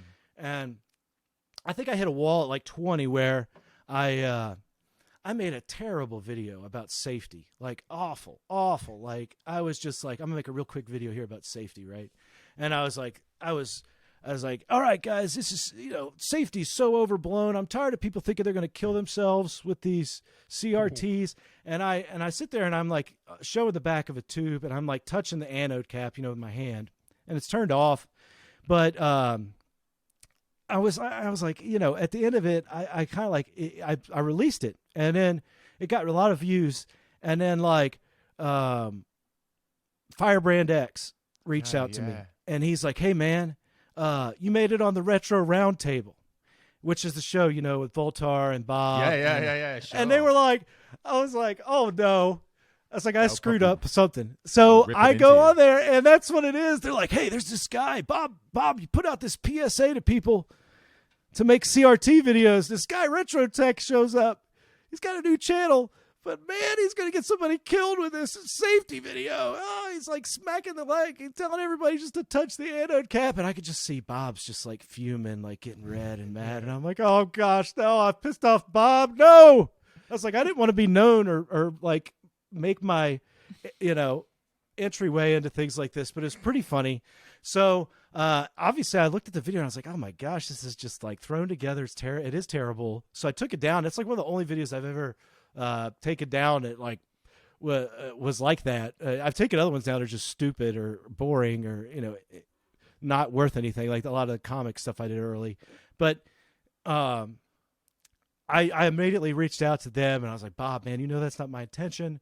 Because I was like, I'd always been a supporter of Bob's ever since I found his thing. He was like, him and the My Life in Gaming guys have like, they were the ones who helped me, like usher me into the whole scene of anything, and have always been there to help me out from really early on. And but yeah, so I was like, Bob, I didn't really mean it like this, my intentions here. This video was terrible. And he's like, yeah, no, man, I know, that's fine. Yeah, we know. So he was really, really awesome about it. And I was like, I'm taking it down. It's terrible. And then I made some like longer videos about safety that still get a lot of views now. They're really old, and I probably should do a better one now. But that was kind of like the first experience where you're like, oh my gosh, and then you're like, what have I done? I've made myself an infamous character. I remember that episode of Retro Roundtable. I didn't connect it. It's like years at the time. It's probably years like ago. 3 years ago or something. Fucking idiot with these CRTs. Oh, we're all smugly as nerds we are, just going, oh, of course he doesn't know. I'm gonna have to go back and find that one and sort of listen to that history. Yeah. And it was that. Well, look, there's no other way to put it. It was that bullying which brought you around to the idea that. Okay, bullying can be good. Well, I don't like criticism is always. It was. If there's truth and fair to those guys and truth and like a positive thing about it. I don't care how like the message is presented. Almost to me. Now I understand there's other people that may not be like coming from a construction background. You get called everything in the book, if you make a mistake, but it's out of like a loving way that they want you to do it right. So I feel like, that it was kind of that, and maybe not even intended to be that way, but it was, to me, it was more of like, anytime I get good criticism, I try to, I feel like it's good. It's an opportunity for me to improve on something. And a lot of times you have to like pay for good true feedback, right? You can't just like, if I go ask a lot of people what they think of something I did, it's even hard. I mean, I'm not even going to lie. Like sometimes on my YouTube videos, I was like, I got like one downvote. I'm like, come on, there's got to be something I did wrong. It's got to be, okay. I mean, like, and I don't mean it like that, but I mean it like I want, I try to make it, I'm trying to make things that are, better. And I try things too that, like I said earlier, that are different. So I understand that if like somebody, I don't take anything, criticism as, I guess when you go through the childhood that you don't, it takes, sticks and stones. It takes a lot to really, ruffle my feathers from a criticism standpoint. Sure. So I was able to take that and, I just propelled forward and made more CRT content as I was going. And I always knew that like the big ticket item I've wanted to build up to originally, I remember I was like, I want to get these CRT videos on here. And then I want to do an RGB mod on a television and put a video out because there wasn't really a real one out like that. And I've still got that TV back here in the corner. It's a Sony KV 27-inch that I put a SCART input in. Right. And is that the one you've got to connect up to the jungle chip? That's how you do it. Yeah, the menu yeah. Chip. Okay. And then I'm going to revisit that soon because I just want to show it off again. It's been a few years, and it's still a cool TV, something I haven't really covered like I do now. So, but that was one of the first things I was like, that'll get me like 1,000 views. I was like, I'll get that, and I get 1,000 views. And so I remember stuff taking off kind of like faster than I thought, and but then you're doing YouTube for a couple years now. It's just kind of like, it's almost like everything. I've never had anything really unpredictable. It's all kind of been slow and steady every time. Like it's a slow and steady growth, which I think is good. I mean, because I was not good at video production at all when I started. I don't think anybody is. That's right. And so I understand the idea of getting a good video base. And I mean, I go back. I've got over 300 videos now, so it's like you learn from that. And I did do, I volunteered to do a production this last year. My wife, before we moved, she's a ballet instructor, and she always did a charity for at wintertime for the Nutcracker. Like she had a Nutcracker ball and then a Nutcracker, it was at a stage, we go do a whole show to raise money. And it was girls from 2 to 18 that were in the show. This is a dance studio that her family owned back in Tennessee. And so, COVID was in, and they still wanted to do some kind of a show. And I said, okay, I can help you. Big mistake right there. I said I would help you, so they were like, well, my wife was like, we can't do a show anywhere, with an audience. But I was like, well, maybe we can like videotape it all, and then I'll edit it. And then we found a website that would let you sell tickets to like each show. But the problem is when I told my wife that, she just went like off the deep end and had like 7 different shows of the Nutcracker with 7 different dancers, and every dance had and so I literally sat through, and it's like 20 dances in a show. I literally edited 140 dances of these kids dancing and made 7 different shows. And I was like, it took a month. I mean, my wife and I, we almost killed each other over this thing. And I was like, well, we made it through that. We can make it through anything. And it was hilarious. But yeah, so I was like, I just went through the whole community college course on video editing and experience, because I probably put volunteered like 100 hours into that entire production for making those shows, just video editing. And so now, yeah, it's like now, I definitely learned a lot. There's some sort of thread running through what you do in your life that you do seem to have an emphasis that I need to get the content first. I need to get the skill first. Like, you were happy to just learn CRTs. Like, you got this PVM, and I'm like, I'm going to work on it. And there was some fascination in that. There was some understanding. I need to know these fundamentals. A lot of people won't. That'll occur to them. And some joy for you in actually doing that. There seems to be a joy in digging into some specifics, fixing a PVM, actually editing a video after a while. But there's always the content is there. And that's what, I mean, for sure, that's definitely what's propelled your channel. You had 35-minute videos about fixing things to begin with.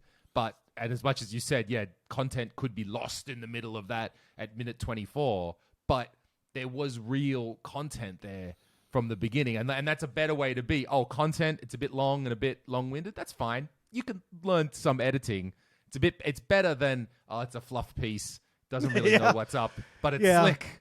It's slick but fluffy, I never really, my stuff is always like borderline way too nerdy, and boring. It's never, there's like one video I've got where I've been confused, like out of 300 that I get hit for being a fluff piece, and it kind of is. It's one where I put fix a scuff on your CRT screen, and it's literally me just ripping a anti-glare layer off a BVM. That's it. So like half the comments are like, this is BS. I thought you were going to actually do something to the screen. And I just leave it up. It's got the most downvotes on the channel. I'm just like, I don't care. It doesn't really I must laugh at every year. It'll be like, yeah, this is a dumb video. What a pointless video. And I'm just like, yep, it pretty much was. I was like, you're right. I was like, I thought it was a good way to show people, how to get that, because there wasn't really a video on how to get that screen layer off. And I was like, well, I guess maybe I should have just made it a boring title, like how to rip the screen layer off your BVM. Maybe, yeah. Instead of just like how to repair a scratch on your priceless CRT. Clickbaity. I'm very conscious to say my last one about Arcade 6. It's simple mods, guys. I'm not claiming to reinvent the world here. I'm going to do simple. Let me just show you some simple things. Calm the fuck down. Put the autism away. I know you know how to do this, but maybe some other guy doesn't. I'm learning, this other guy's learning. Let us learn without us having to be the most technical video on the face of the planet. I think some stuff's just too about fun.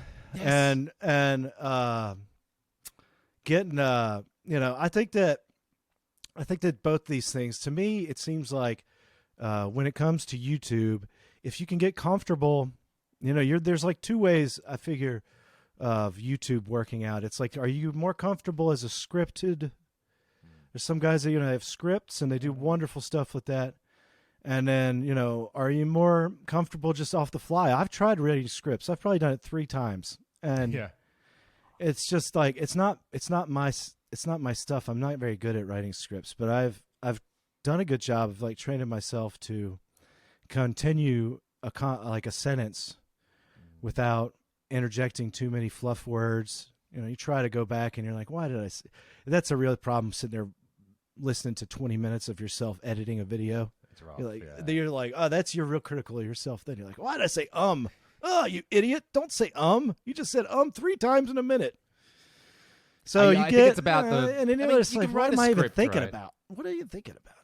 So it's a script. I think there's something in the like in the middle is there's fully scripted and then there's not scripted. But like sometimes I'll write a script, but then I don't use it. I don't use the teleprompter. But writing the script was the point. Not like it's word for word perfect, but it got my thoughts in order. So now I've got the thoughts in order. So now I can just go to the camera and bust it out because I did the script. So there's like whatever is your preparation is good for you, where some people, you can tell. As a stand-up comedian, I can tell, I can very easily identify when something is tightly written. That's what my brain is tuned in for, to hear tightly written jokes, to hear. So when someone's reading off a tightly written script, I'm like, I like it. I can hear that it's a tightly written script. But I would want to. I get what you mean. I prefer that learn the material. Like you said, it's a personal thing. It's a personal thing, and it's nothing like, because there's some of the best stuff ever made is scripted, right? And that means it's been, well thought out. Very a lot of effort. I just always thought, for me, I always just thought that like I could get, instead of worrying about the script, I was like, I could just like do what I'm doing and get more videos out. As long as it's got you. Like last night. Okay, here's something. So last night, my girlfriend and I were watching Netflix, and Seinfeld has just come to Netflix. So we thought, let's go back and watch the classics. Let's see this. Yeah. And so I've watched a bit. My girlfriend, she grew up in Estonia here. Never really watched a lot of kind of Americans. I mean, never watched Seinfeld, at least. And we're watching it, and she's like, "This is cringy." And I'm like, "Yeah, but it's the greatest fucking show in the history. It's clearly successful." She's like, "Yeah, but it's cringy. Look, he's talking about the shoe and he's talking about his suit." And I'm like, "Yeah, that's what Seinfeld does." Yeah. And kind of eventually we sort of kind of getting through. The reason I love it is because, yes, Seinfeld is doing, and what is the deal with that? And then you got to go over there. What is the deal? But it's so beautiful. Like, yeah, it is. You might even say cringy. Man. You might even say stereotyped. Yeah. But he's the best at it. Him and Larry David are amazing. Oh, yeah. Have you watched any Curb Your Enthusiasm yet? Yeah. I mean, that show, that's probably the best. I mean, for me personally, I think that's the best comedy show ever. I don't even think any of that is written. I think he literally has an open-ended contract with HBO and has no like script stuff. I mean, his stuff, I haven't. It is so funny, and like you said, it's awkward cringiness that makes it good. Now I will tell you something else, like those old sitcoms, it's really funny to go back and watch those. My wife is a big Friends watcher when she and I had not kind of the same thing you were saying. I didn't really watch Friends very much, so I was like, yeah, we'll watch Friends together. And you can watch it for the 7th time. I'll watch it for the first time. And I'd watch some episodes, and again, you get this like cringy feeling. And then how the algorithm of your phone just listen to whatever you're doing. And you get these YouTube clips, and it would be clips from Friends with the laugh track removed. Oh, yeah. And it would just be like the whole laugh track was gone, and it became like a murder mystery. Yeah. And it would be the most like psychotic conversations between Ross and people with these awkward pauses. And I was like, how the hell did anybody sit in a studio and just film this and say, oh, this is going to be brilliant. All it needs is this laugh track. Because without it, it is not good. Like, if they remove it and you watch it, it is not funny. It's so weird. It's like that stuff really did work, where it's like telling you to laugh. Right. It's an art telling form. you to laugh, and it works. And it's like, when it's gone, it's like, you get this feeling like, I don't know, your hair stands up on your arm. A really good example of that is the old TV show MASH. Remember MASH, about the Korean War? Of course, yeah.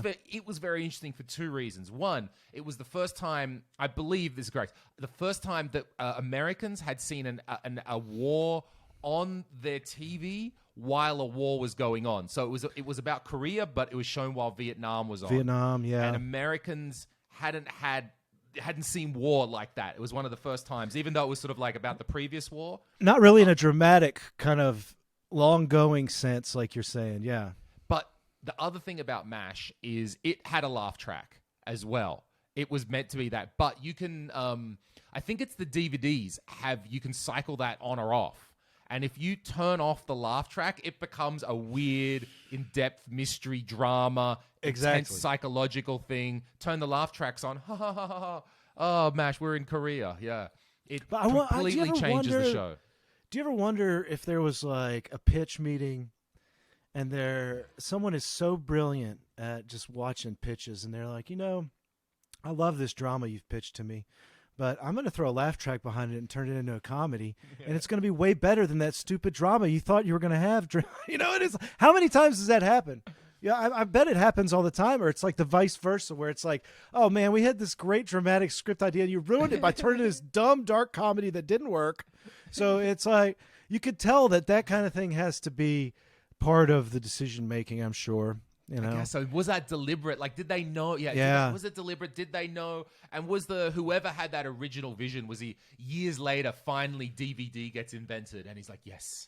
I've been waiting for this finally my cut, right? It's like the poor, everybody who's had a third of their movie chopped out in the 70s always complaining about not getting to express themselves.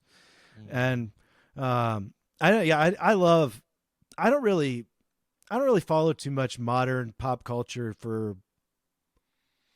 obvious reasons. I'm retro, nostalgic overload. So I still can sit around and throw on old movies and really just try to see. I think, you're missing the people who don't experience some of that older stuff miss out. I mean, I could still go to Goodwill, find a VHS tape and throw it on my machine here. And I mean, even like old school stuff that you just like, you never see. I mean, what did I watch? I watched Dr. Zhivago. Oh yeah. Like a couple months back. I just had a night where it was just me home alone. I was like, kids are gone. Wife's gone. I'm just going to watch Dr. Zhivago because I'm such a nerd. And I'm like, watching this unbelievable Russian love story. And then I'm like, this guy, I'm watching it and I'm like sucked into this 4-hour story. And I'm like, this guy is the most disgusting individual I've ever seen, this Zhivago. I hate him. And it's just like, I'm like, what is it? So to be in, I think to me, there's something so beautiful about storytelling when you're sucked into stuff back then. And like right now I can watch stuff and get just thrown off the whole story by a bad special effect or, lousy set design that you see something you're not supposed to see, or something unrealistic happens in the plot line that's just so stupid. It's like intended to make the thing not watchable or something, or, entirely change the setup. There's a beauty, to that original Hollywood that was, because they're not, they're like trying to enthrall people into the whole industry. Back then it's like, no. Like back then there was people they didn't like, why do I need a movie? I'll just read my newspaper. It's a waste of time. And so there are some great stories that I feel like, get forgotten. And I like to go back. It's another thing. I love we're talking about CRTs. It's, to me, being a CRT user, there's something romantic about that machine in comparison to just a plain flat screen. Yeah. I'm sorry. Like I said, at the first onset of the flat screen, it was it was extremely interesting. The picture quality was amazing comparatively for obviously digital stuff. It was out of this world. And then you start getting to moving into the size being lower, smaller. But now everything looks like picture frames and boring mirrors, right? Black mirrors everywhere, where you can just look at an old CRT and it's just like, even if it's turned off and not working, to me, it's almost like an intrigue. It's like when you see like a book that's, you see the cover of a book and it's 200 years old and you're like, what is that book? You're just thinking about it. What is that book? It's got like ratchets on it. It looks like something out of Harry Potter scene or something. And it's just like, what is that book? And then you look next to it at a tablet and you're like, well, nothing is intriguing about that tablet compared to this physical book, right? So to me, there's always been like a connection where there's as much connection to what I'm like, the act that I'm doing and the way it's being presented back to me. So I will always choose a CRT for anything that is analog over a modern scaled alternative. And that's like no disrespect to anything. I'm just saying personally, like if I have my choice between watching or playing a game that is from a Super Nintendo, I would much rather play it on a CRT, any CRT, than scale it to look like the most amazing CRT on my flat screen. And I do, and like I have full respect for that because I think that's so awesome.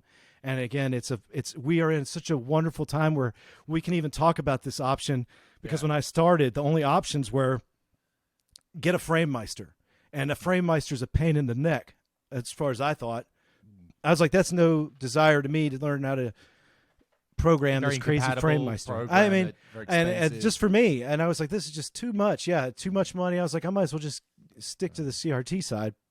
So for me, you know, that's part of it. Like when I walk into this room with this wood paneling, you're not going to feel warm and fuzzy by looking at a flat screen down here, right?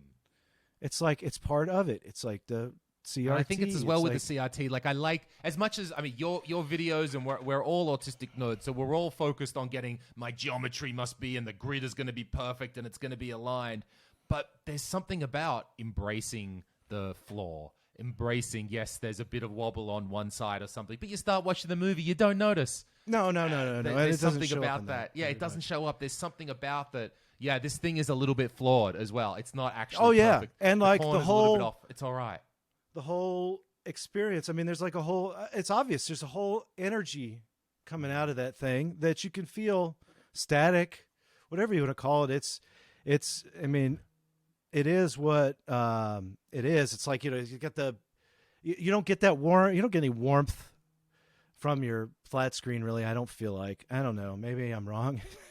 Not in the same way. Man, I mean, just for me personally, you know, you could come here 20 years from now, there could be somebody talking about how much LCDs or something makes them feel the same way because they're all product of our environments. Yeah. And how do the kids feel the nostalgia? Yeah. Yeah, but personally, I love it, and I love the fact, like, this is the first time in my life that I've been able to just, like, find a niche that I was able to fall or kind of, you know, carve myself into, I guess, too, is to say right way to say it rather than just fall into. Carve myself into, and it's something that, like, this is the game I play the most. You know, I don't I honestly, like, I love working on the machines more than playing on them. Yeah. And I'm glad, I'm ecstatic that people can find so many different uses still for them. There's no you know, I get kind of frustrated sometimes when people like pretend, virtue signal on the point of environmentalism when, like, we as nerds in this field are the most environmentally friendly, green people in the world because we are literally reusing stuff. If you go on the EPA's website here in the United States, there's nothing. Their suggestions for disposal of a CRT is, you know what it is? What? It's to repurpose it and reuse it. Wow. Because there's it's not economical. The glass has lead and phosphors in it that's dangerous. So there's no economical way. You can't repurpose that glass in any way and get those contaminants out to turn it into a drinking bottle or anything that you could really have human exposure to. There are some people who have been working on concrete mixtures for, like, sidewalks, but the cost is astronomical. You know, you're talking about way too much money to break that down safely and catch the particles that are being exposed into the air. You may as well just chuck so it that's in the why ground. you're going to see there's been so many scandals over the decades where people have thrown these things, said they were recycling them, and thrown them in sea containers and shipped them overseas. And so to me, it's like, embrace. It's like, it's a perfectly noble part of owning a CRT is the fact that what's the alternative life for that thing, right? Is there anything alternative to it? Does it end up in a landfill? And it frustrates me to see pictures of, like, children out there smoldering over fire pits to try to pull, like, circuit chips in a field, cesspit, trying to pull circuit chips to go sell gold particles out of, and they can't breathe when there are 15. It's just like, I don't know. To me, e-waste, I feel, is like the big monkey in the room. These big companies, they just they'll push out as many new products, and they totally try to throw any kind of maintenance of that product. They're not interested in that anymore, because there's no profitability in having and think about this. If like we were really successful at restoring these CRTs, and we got the mindset of every, I don't know, like imagine if you could convince every person that they're green, they'd get their green duties, or not duties as in like a fee, but like you could get like, hey, look this, hey, what if we offered you all a tax break next year because you decided to keep and maintain a CRT in your home? Well, the first people who would be pissed off about that is going to be Sony and anybody making a new TV. They're like, we don't want those things. Those things last too long. Look at them. I mean, they're like 30 years old, and I can keep them going until probably 50 years. So they're like, we don't want those products anymore. We can't make money if we have Steve and other guys like that just fixing these things. We need these things in people's hands. We don't need them to know how to use them or just fix them. We need them to think they're, I talk about. You got to worry about the conspiracy. Disassociating. Big Sonny's coming for you. Big Sonny's got a target for you and save. I hate. You hate being like thinking. This is like this isn't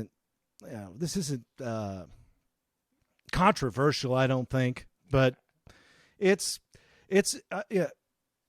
I don't have a better solution for the CRTs, because again, what else are you going to do with it? It's like they're not. You should ask your city what they do with it, because I know what they do with it. You could call them. They'll say, "Oh yeah, we'll send somebody out to," because like everywhere I've gone, I was like, "What do you do with a CRT?" So I call the dumps. If you pay in America, you get a bill every month. It says water and trash. If you live in a municipality. You call the number on there, and they're like, yeah, we'll come and pick those things up. All they do is take them and throw them in a landfill, and there's no way to recycle them. There's no facilities. I've researched it. I've done everything that I could, because I would love to go to a facility. Right. There might be a couple. Background in chemicals. I mean, you would know more than the layman about what the stuff goes on here, maybe. And it's, so it's the best thing. Just remember, it's another thing. And just feel good about yourself if you're a CRT guy. Every time somebody craps on you for having this big, noisy machine, just remember, hey, how many, and then it's like, how many flat screens have you gone through in the same time period? Or cell phones have you gone through in the same time period as that CRT? Even like, I mean, think about it. We're even talking about like consumer sets from the 80s that you could have parked in a building for 30 years, and you could probably go plug it in, and there's going to be ones that just fire right up and work for 10 years, no problem. And it's like, the society has pushed, during my generation for sure, us away from being responsible on these kind of items, and kind of thinking about it from a perspective of where does it come from? Where's it going when we're done with it? What can we do? I mean, hey, I'm also a cheapskate. So I'm always fixing my stuff like way too long, like dryers, everything, appliances. I try to push it as far as I can. Now, since I know what I'm doing, it's like every time it's the same thing. You figure it out once. Like all these items, they just have bad capacitors in them. Wow, surprise. Sure. It's fix funny. It up. Yep, fix it up. Oh, Steve, we've been going for over 2 hours, mate. Yeah, I know, man. God, yeah. How long are we going to keep going? You want to? Well, keep maybe going? we'll wrap it else? up soon. I think. We'll yeah, I know, right? Who's going to listen to us at this point? Maybe somebody. We'll have to do a part 2. We definitely. Thank you. And I think, what I wanted to show was those stories. I'm so happy that you told some stories from your growing up. Just the people like hearing something about you, not just, we want to hear, we like you, we watch your videos, where you coming from, we want to hear more about you. It's good. That's what I'm trying to do. Before I go, let's do a little teaser here. Maybe next time we'll talk about something else. Like so the house here, we never even really got into that. This is the house. There's so much more. Right? So this house has only had, my grandfather built this house early 60s. He lived in it, and my dad grew up in the house. My grandfather and grandmother in their 90s passed away last year, and So the house went to my dad, and he's like, you and your family come live in the house. You want it? And I said, okay, sure.